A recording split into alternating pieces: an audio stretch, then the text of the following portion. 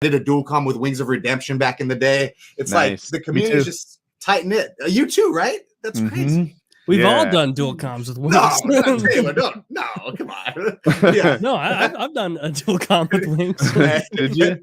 No way. I came in there, dude. yeah. I was so prepared for my dual com with Wings of Redemption. It was like my big shot. I gave him some gameplay that I thought was pretty good. You did too, Kyle. And I had talking points and timestamps. So like wherever the conversation went, if there was ever a down, like a down moment or like a silent part, it was like, here's the thing coming up at 1 minute and 54 seconds that I'll explain. And like, I was more than prepared for that. I had a spawn kill in that video where like, okay, one of the rules in Call of Duty is if you were looking at a spawn, the person wouldn't spawn there. So you never really saw people spawn.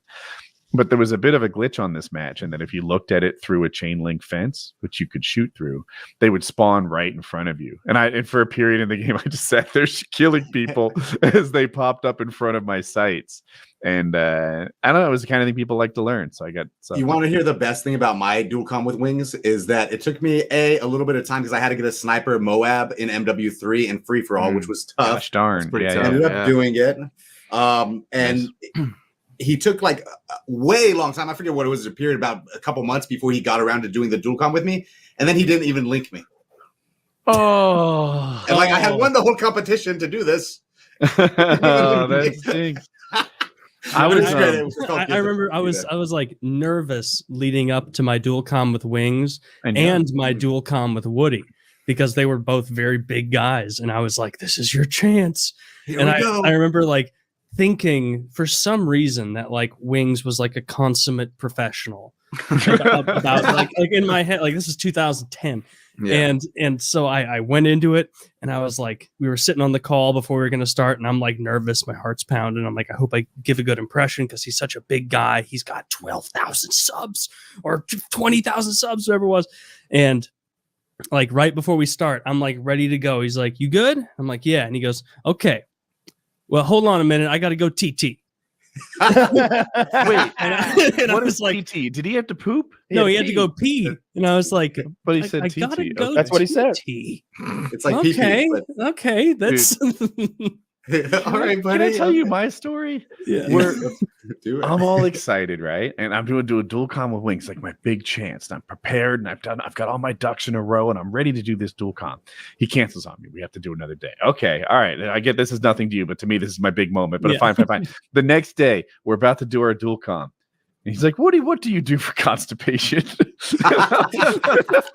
Well, do you have a grandma? I was like, frosted mini wheats is kind of magic on me. Maybe. Wings is great, man. He was one of the first guys I ever watched, actually. I think like him, Chris Smoove, some of the Optic guys. So when I got around to doing the dual com with him, I was like the same way, Taylor. I was like, oh my goodness, this is insane. I'm gonna throw up.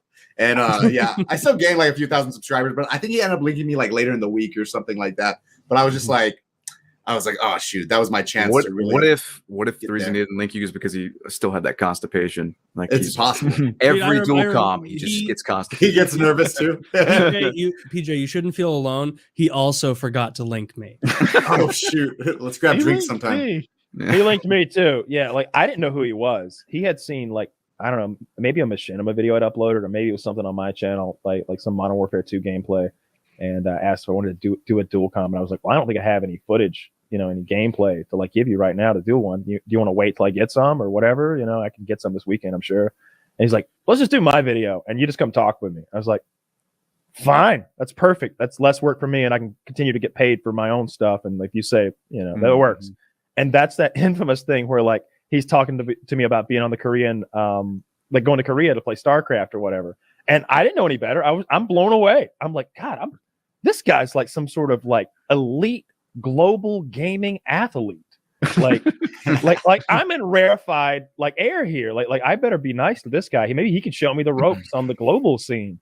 I believed it all. I thought that this guy was so cool. Terrific. He seemed so confident. His gameplay was so good. And apparently he'd like traveled the world, like plying his trade. I was impressed.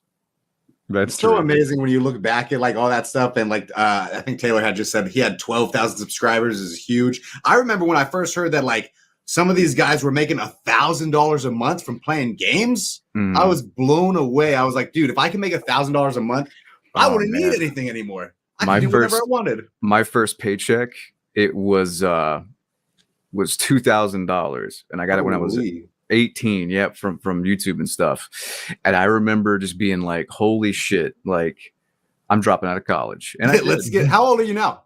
I am 32, about to be 33 in March. Yeah. Ooh, happy early birthday. Thank you. It's funny you guys mentioned Wings. I never did a dual com with Wings. I've always been cordial with him over the years. He doesn't think you like him. I like him. It's because I use him as he's got some memes, so I use those in videos sometimes. I feel like even if you don't like Wings, you can't help but like him. No, I think I'm like, he might have saw me. He might have saw me in the troll Discord. I would go there for meme clips to put in my videos and stuff like that. I think he also felt like you never did a dual com with him and you were like shutting him out of the cool kids club.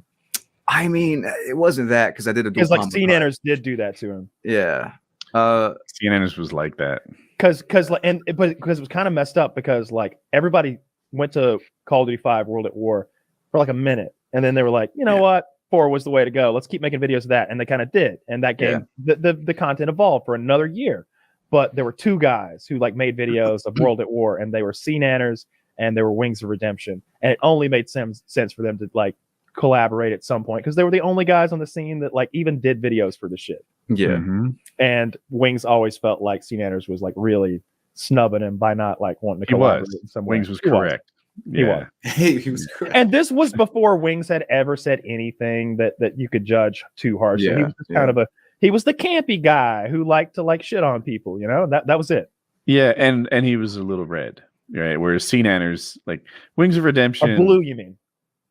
I'm saying redneck, but nice. Oh, I see. Yeah. Whereas CNanners drank wine. Yeah, he enjoyed his rosé or whatever it is with his games and at night. They were different people. Yeah, they were very different people. True.